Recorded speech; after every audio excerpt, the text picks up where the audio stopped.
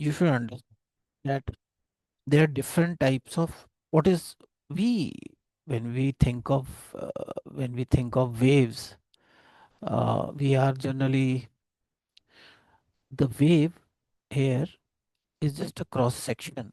So this is the wave. It is a cross section. It is just a cross section. This helps us study the properties of the frequency, the amplitude, the wavelength. But this is not what you see in you see this cross. You see it in three dimension in nature, and there you see a wavefront.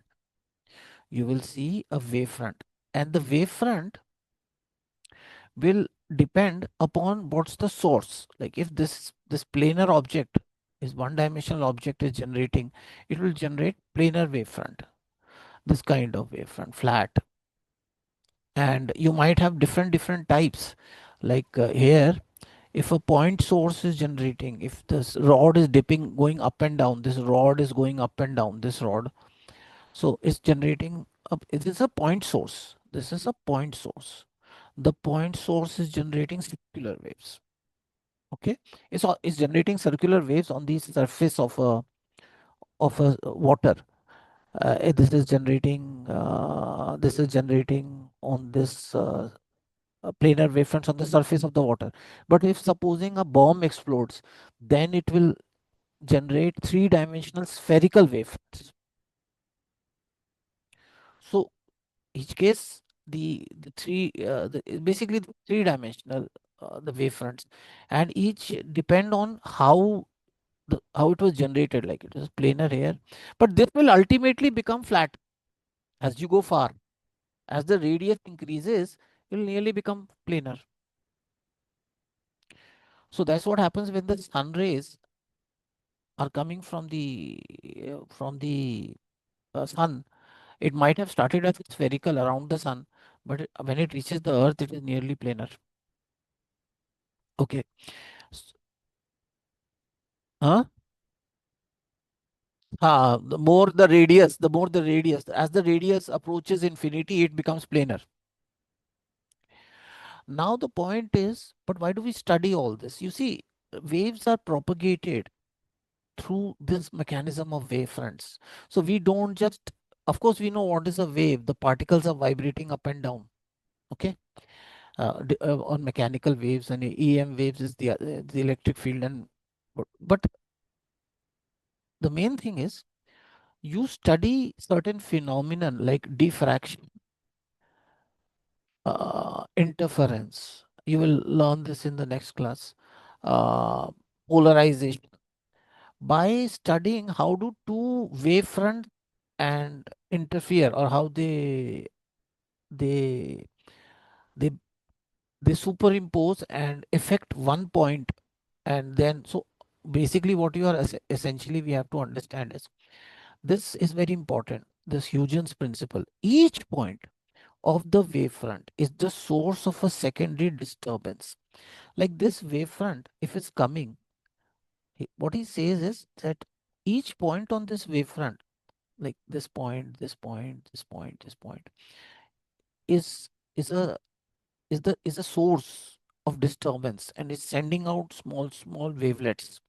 The wavelets emanating from these points spread in all directions with the speed of the wave. That speed, whatever with this the cross sectional, and that these wavefronts emanating are usually referred to as secondary wavelets. And if we draw a common tangent, then this is the new position of the wave. So this is how it's propagating. So there's a new wavefront. Then the points on this are uh, emanating disturbance and with the same speed of wave, and then you make join the all the particles in the same phase, and you've got a new wavefront. So that's how the wavefront keeps on going moving forward. So this is the basic concept, that how you have to understand wavefronts to understand how the waves propagate. The wave properties are coming from the wave cross section, the amplitude, frequency, all that. But to understand the propagation of wave, you have to understand wavefronts. I hope you understood.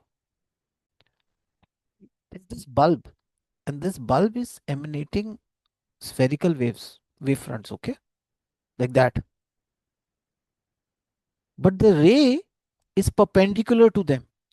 It's like a radius, two circles. So to make it simpler, we deal in terms of rays. So, so we got three things now.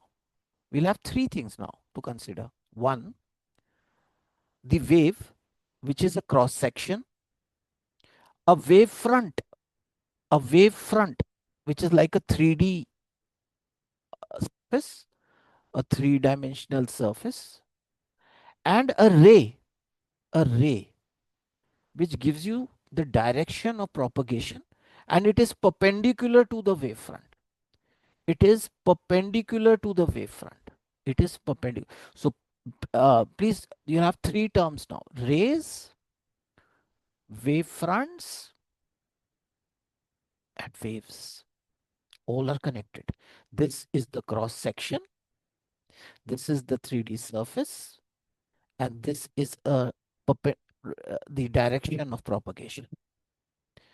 And this, all these phenomenon, refraction, reflection, are explained in terms of all these now. So I'll show you. Like here in class 10th, they show you something like this is happening. A ray comes and hits and refracts and goes. And in terms of wavefront, it will be like this. This is refraction. But now, if you see this incident plane wavefront, this is a prism. In terms of prism, a ray will come hit like this at the normal, bend towards the normal, then bend away from the normal. So this is the ray. This is coming here, hitting, but now the wavefront is perpendicular to this always. The wavefront is perpendicular. It hits, and when it hits, the first part of the wavefront hits first, the second part hits later, the third part hits later, then the speeds change accordingly because this hits later, so the speed changes, then this hits, so it comes after some time, so it starts bending. I will do these ray diagrams with you. So it's not going to be just why this wavefront bends. I will show you. So now it's the ray will always be perpendicular. The ray will always be perpendicular to the wavefront. The wave cross section you can't show, but you will have to understand. So these three things go together. So if I were to draw the wave cross section inside this, what would be happening? It would be something like this. A wave is coming, the cross section, it hits, then inside the speed reduces, the wavefront, the wavelength reduces, and then again the wavelength increases, but it's also at bending at the same time. So we have got the wave cross section, the wave front, and the ray. All the three you should know. See here, it's a plane wavefront is coming. The rays are coming. This is the length. So then the wavefront bends. That's why if you see in lenses, if they taught you, this is what happens if the parallel ray is coming. This is what is happening in case of a convex lens. The convex lens bends the parallel rays towards the center. So this is the diagram happening.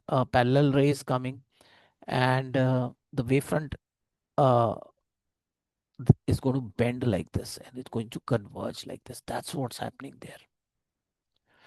So in what I showed you, this, so the rays are turning like this. Here, it is a mirror. The wavefront changes. The wavefront was planar.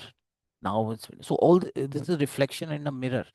So this is what I was showing you right there. You see, this is the same, but only in terms of ray diagrams. This is the ray diagrams. It goes like this. It's coming straight and then bends. So actually, what is happening? The wavefront is coming and it's bending and it's coming. So that was in terms of wavefronts. It's different in terms of rays, but it's the same phenomenon taking place explained through two different ways.